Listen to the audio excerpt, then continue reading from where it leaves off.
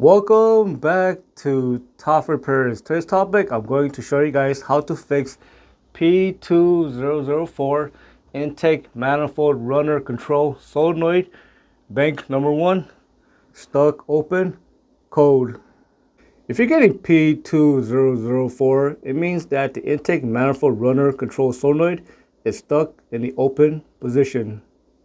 The purpose of the solenoid is to control the flap that is located on the opening of the intake manifold. By controlling the opening of these flaps, it is going to help improve engine performance at low speed and at high speed.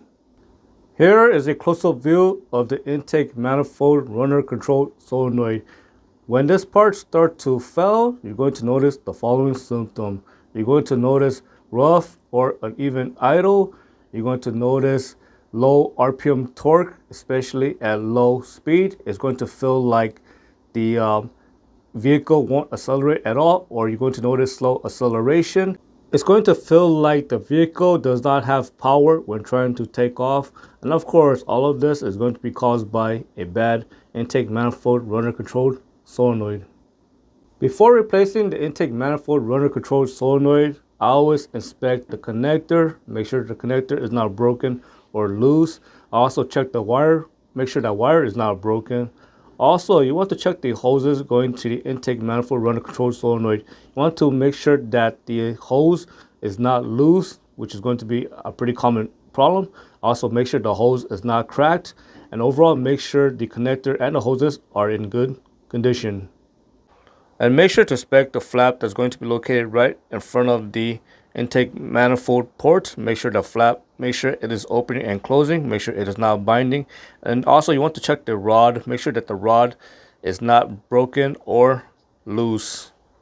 Before replacing the intake manifold runner control solenoid, I always make sure that it is functioning properly. So on the inside of the solenoid, there's going to be a valve, and the valve only opens up when the computer tells it to open. So it is going to send power to energize that solenoid. So to check for a bad solenoid, you're going to need a 9-volt battery or a 12-volt battery, which you can use the car battery. So next, you're going to need jumper wire. One is going to be positive, and one is going to be the negative wire. And now all you gotta do is you just need to energize it. And when you energize it, the valve should open up.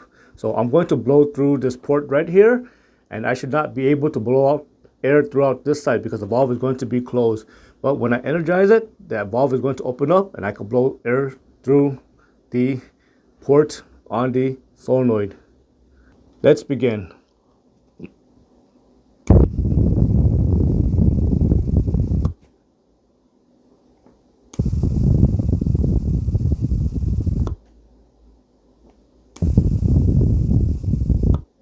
As you can see, you can hear air escaping from the solenoid when I energize the solenoid. I hope you found that lesson useful. As always, thank you for watching and subscribe to Top 5 Auto Repairs.